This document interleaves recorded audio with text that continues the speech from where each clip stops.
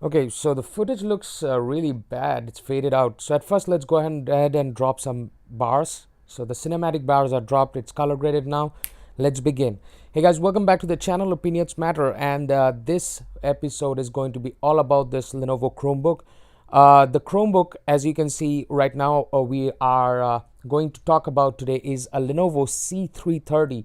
And the C330 has been in the market for the last few months. I went and picked it up only because I needed this Chromebook to edit my footage, not editing on a professional way, but to upload it on YouTube to check out on my footage, see whether the footage came out good or not. This is going to be my backup go-to tablet and a computer.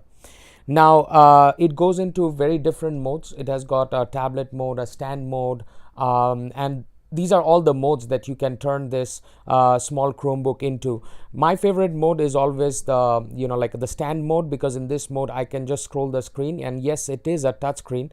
The bezels are very well made, and it has been holding out for the last few days for me, and I was like, might as well do a video on this one.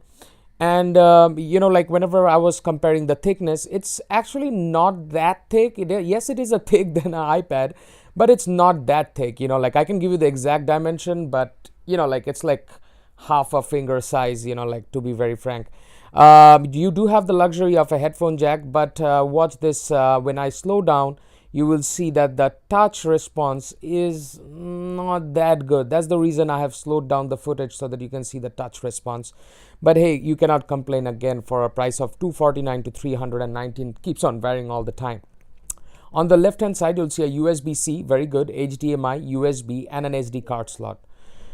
With the help of the USB-C port, you can actually connect all of USB-C devices, because I've got a SanDisk Extreme Pro, which I'm going to talk about later on.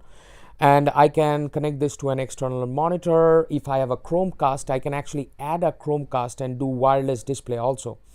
Now, my main motto is to connect all my drives while I am on the go and transfer all of my footage. That is the biggest and the most important thing. So apart from, like all this footage that I get from my DJI Osmo Pocket, I usually transfer everything to my iPad. But on a daily basis, I shoot footage around about 20 gigs. And I use this SanDisk Extreme Pro, which is a portable kind of an SSD for 500 gigs of storage.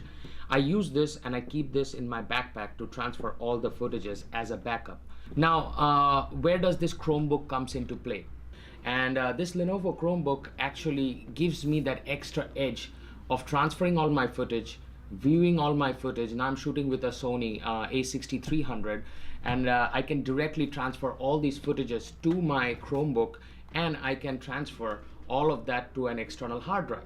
So basically, if you're not editing on an iPad, this might be your go-to. All you need is a camera, a Chromebook, and a portable solid state drive to transfer all the footages that you just shot. Whenever you pop in an SD card reader, everything pops up. It says, do you want to back up? Nope, there is no need of backing up. You make your own cloud. So pop in the USB and turn on the drive. Let's make a new folder. So let's make a new folder called random. Actually, right click or take this and drop it to my file. And you can drop this to random out here and just drop it on random. So in that way you can transfer footages directly to your stuff, and you can also review footages. Like, it's not that you cannot review footage. Yeah, so pretty much all I need is to review footage. And if you want to see loudness, what's this loudness? It's lifting a fucking bottle with the water. How about that? Can your drone do that? Hell nah. Nah. Your drone cannot even. So the thing is that it actually goes pretty loud. So I mean, like, for 269, you just cannot get wrong. By the way, if you're wondering, I have this video in my channel also. It's a Mavic 2 stress test.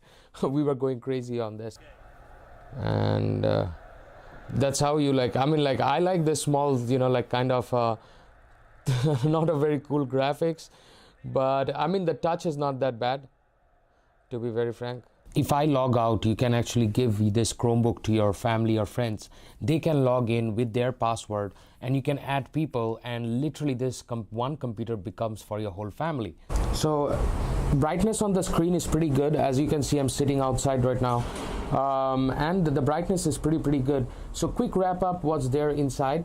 So you will find a USB-C. Now this is your charging port. This one is an HDMI. That's very good that these laptops actually are offering HDMI direct. And then there is a USB and an SD card reader. Pretty simple. The keyboard feels nice. Usually Lenovo's have a little bit of problem is that they keep these two keys so close to each other that accidentally we do not get this gap and we hit the Alt button. But in this one, they didn't make that mistake. Headphone jack is located right out here, and this is also your microphone jack. Volume increase and decrease. You also do get the power button out here, and this is to hold your laptop into place. So it's a MediaTek processor, and it has 4 gigs of RAM. 32 and 64 is available.